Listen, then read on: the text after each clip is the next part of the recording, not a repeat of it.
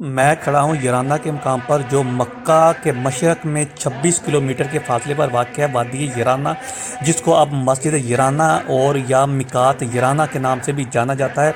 یہ مسجد ہے white colour کی، یہ میقات ہے، اس کو مسجد یرانہ بولتے ہیں۔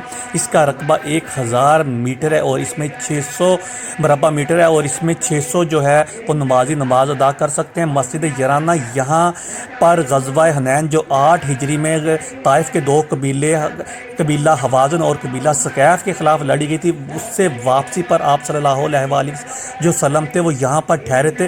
سورۃ توبہ آیت نمبر 25 اور 26 میں غزوہ حنین کا ذکر ہے، اور یہاں پر آپ صلی اللہ علیہ وآلہ وسلم نے وقوف فرمایا تھا، رات ٹھہرے تھے، اور جو مال غنیمت تھا وہ صحابہ کرام میں اس کو تقسیم کیا تھا مسجد یرانہ میقات یرانہ، اور یہیں پر آپ صلی اللہ علیہ وآلہ وسلم نے اپنے تیسرے عمرے کا جو احرام تھا وہ یہیں پہ باندھا تھا۔ اور یہ وہ کنواں ہے جس کے پانی سے، یہ دیکھیں یہ ٹینکی ہے اندر، اور یہاں سے جو پانی تھا وہ باہر نکلتا تھا، اور بہت عرصہ تک اسی کے پانی سے جو تھے عام حاجی اس سے غسل کرتے تھے اور اس کو پینے کے لیے استعمال کرتے تھے۔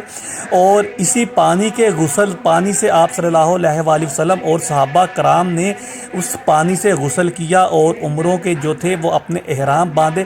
بہت بابرکت ہے، یہ ساتھ میں ٹینکی بنی ہوئے ہے، پانی فلٹر ہو کے اس ٹینکی میں آتا تھا، اور آگے اس کو پھر ٹوٹیوں کے ذریعے استعمال کیا جاتا تھا، لیکن اب اس میں پانی بالکل نہیں ہے، یہ پانی بند کر دیا گیا ہے، اور اس کے ساتھ میں جو نئی ٹینکی لگائی گئی ہے، لیکن وہ اس کنویں کا پانی نہیں ہے۔ یہ بہت بابرکت کنواں تھا۔ آپ صلی اللہ علیہ وآلہ وسلم نے اسی کنویں میں جو تھا اپنا لباب دہن پھینکا تھا، اور اسی کنویں کے پانی سے آپ صلی اللہ علیہ وآلہ وسلم نے غسل کیا تھا، اور صحابہ کرام نے بھی اسی پانی سے غسل کیا تھا۔ اس مسجد کا جو کلر ہے وہ وائٹ کلر ہے، اور اس کے یہ ساتھ میں قبرستان ہے شہداء کا، یہ جو آپ دیکھ رہے ہیں میرے پیچھے۔ اب اس پانی کا جو تھا اس کنویں کو بند کر دیا گیا ہے، اس میں پانی نہیں آتا، اور اس کے اندر وہ موٹر لگی ہوئی تھی جس میں سے پانی نکلتا تھا۔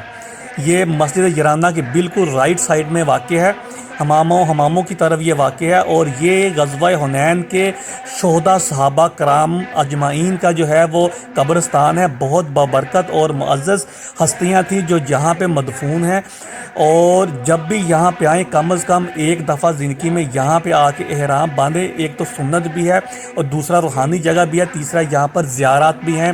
مسجد یرانہ ہے، کنواں یرانہ ہے، بیر یرانہ، اور یہ شہداء کا قبرستان ہے۔ پاک صحابہ کی یہ قبریں ہیں، یہاں پہ آئیں، ان کو سلام کریں، ان کی بارگاہ میں ان کے لیے دعا کریں۔